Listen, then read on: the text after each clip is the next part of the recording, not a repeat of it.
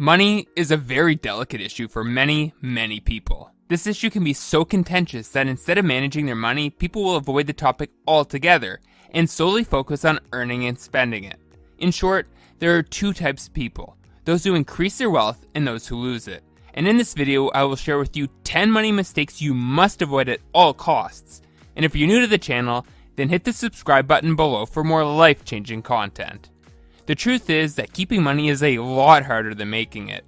It's not uncommon to see people who come into wealth through inheritance, lottery, or other windfalls and lose it in a short amount of time. A good example of someone who earned a ridiculous amount of money but lost it all is the famous boxer Mike Tyson. Despite earning over $300 million in his career, in 2003 he declared bankruptcy and was reported to be in more than $20 million worth of debt. Needless to say, that money mistakes happen, and these mistakes can cripple your finances no matter how much money you make. So let's get into the 10 mistakes that you must avoid. Number 1. Spending on drugs or cigarettes. Doing a drug or two in college may have been fun and seemed harmless in the moment, but the truth is that constant use can have negative effects on both your health and your wallet. If you calculate how much drug and cigarette users spend in a week or a year, you will see that many of them are hamstringing their ability to reach financial freedom. For example, a pack of cigarettes costs $9.08, and many cigarette smokers smoke a pack a day. This amounts to $63.56 a week, or $3,305.12 a year. The same amount of money could cover the property taxes on your home or a 2-week vacation, but sadly many drug and cigarette users fall into this habit through curiosity and peer pressure. The end result of this habit is a hefty toll on both your health and your wealth in the long term. As such, try to avoid spending on these items as best you can. Number 2. Spending more than you make. This can be tempting to do, especially as a young adult. It can be tempting to blow your money right out of college when you are making a consistent income for the first time in your life. Buying that new car, moving into a new house, and flying first class are all appealing things to do, but the problem with them is that you tend to end up living paycheck to paycheck if your income can't cover these costs. This issue can be likened to lifestyle inflation, whereby an increase in earning will cause you to increase your living expenses. An increase in paycheck shouldn't warrant you to increase your cost of living. However, the majority of people feel that they should reward themselves once they get paid. Instead, this cash inflow should be directed into prolonging your wealth through investments and the acquiring of assets. Probably the biggest reason that people spend beyond their means is to impress others. They spend because their self-esteem is low, and without these material goods they feel inadequate in comparison to others. But this is flawed thinking. As Dave Ramsey says, we buy things we don't need with money we don't have to impress people we don't like. Many of us are guilty of this. Once you learn to delay gratification and forget about impressing people, you will then be able to grow financially. Social media is another cause of overspending. People try to spend huge sums of money trying to look rich without actually being rich. An internet entrepreneur, for example, who, after being told he would never make it big in business, might buy an expensive car when he makes his first big sale in order to prove his critics wrong, again falling into the trap of trying to impress others. This means of impressing others is a never-ending staircase. At all points of life, there will be others to compete with or to show off to. You have no business buying a gadget worth $2,000 when your monthly salary is just $3,000. Be smart. Create a budget and track your spending to ensure you avoid spending more than you make. Number 3. Not investing wisely. Investments can be really tricky, and many people put their money into things based on tips from friends or a strong conviction that the prices of popular stocks will keep going up. One type of asset that just about everyone seems keen on these days is real estate. Many people think that once they own an investment property that they'll be financially set. They think that every month rent payments will just start rolling in and their income will exponentially increase. Unfortunately, this is not always the case. Sometimes tenants miss payments, appliances break, or the value of your property declines. Like all types of investments, there is risk involved. For the wise investor, the key to making their assets produce a reliable stream of income is to obtain the proper knowledge about a particular market or product before putting their hard-earned money into said venture.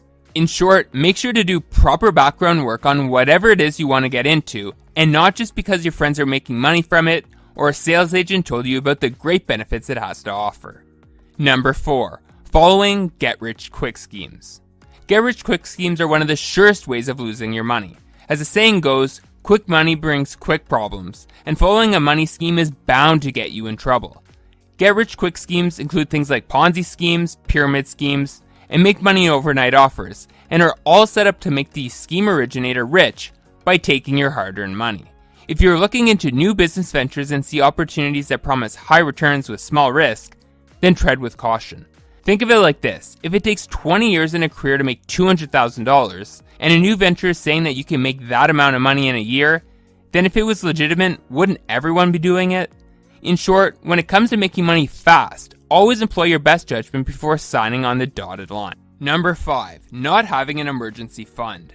Let's face it, life doesn't always go your way, and sometimes you need cash in order to rectify the situation you're in. For instance, your car could suddenly stop working, you could lose your job, or your washer could break. Unfortunately, just about everything in life costs money, which is why not having an emergency fund set aside is a critical money mistake. Sadly, a 2019 Federal Reserve study found that almost 40% of American adults wouldn't be able to cover a $400 emergency with cash, savings, or a credit card charge that they could pay off quickly. About 27% of those surveyed would need to borrow the money or sell something to come up with the $400, and an additional 12% wouldn't be able to cover it at all. Luckily, you don't have to be one of these people. Saving these funds can be easy. All you have to do is set up a 10% automatic deduction from your pay with your employer that will send a portion of your paycheck into an emergency savings account. But how do you know when you've saved enough? Most financial gurus recommend you accumulate 6 months worth of living expenses, but if you want to be extra cautious, then 1 year's worth is a great goal to set. Number 6, having just one source of income. For most people, having a sole source of income is a way of life, and this income usually comes in the form of a salary. Unfortunately, jobs aren't as secure as people perceive them to be. In fact, in 2018 alone, US businesses laid off more than 21 million people, meaning that if your job was the only way you made money, then all of a sudden your cash inflow came to a halt. When it comes to income sources, you need to think of yourself as a tree. Do trees grow fruit only from one branch?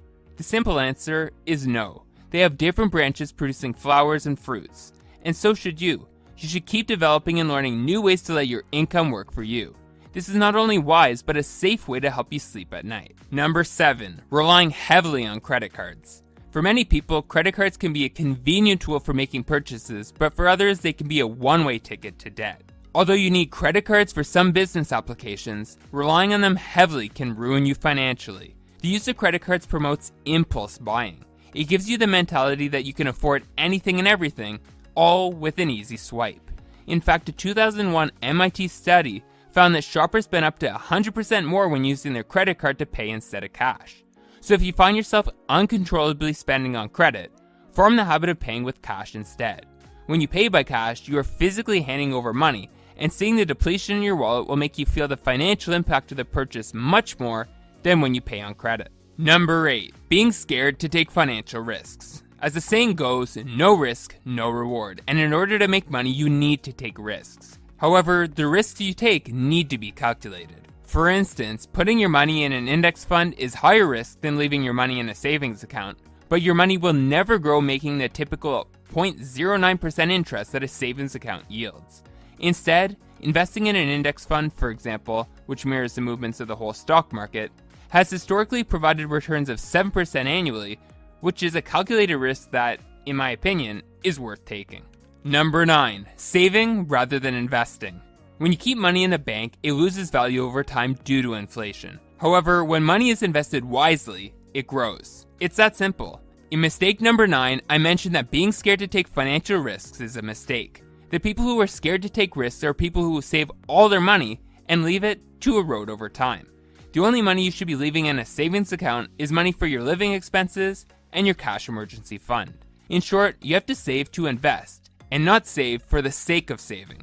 Money saved without any actual plan will end up being spent on things that are not worthwhile. For instance, when you leave money in your bank, you will become tempted to spend it on material goods like a new car, new clothes, or entertainment. Instead, you should be getting that money to work for you by investing it. Whether that's in the form of stocks, real estate, REITs, or startups, all these avenues offer a way to make new streams of income, which is much more financially lucrative than letting your money devalue when sitting in the bank. Number 10, having only one bank account. Having only one bank account is risky for a few reasons. First, Having one bank account will make the management of your money really difficult. By working with just one bank account, you have to keep all of your emergency, bill, and college savings in one spot. Then, if you splurge and spend this cash, you may risk not having emergency cash or tuition money readily available when you need it. This is why you should have at least 3 bank accounts. One should be used for emergency funds in case anything goes wrong. Another account can be for your day-to-day bills, and a final account, which I call a play account. Your play account is what money you allocate for entertainment or vacation. And if you want to take things one step further, you should set up an untouchable account. This account can be used as a savings account that paycheck deductions are directed to every single month, so you can automate your savings process and ensure your wealth grows over time. Thanks for watching. If you want to go from the life you have to the life you deserve, then hit the subscribe button now.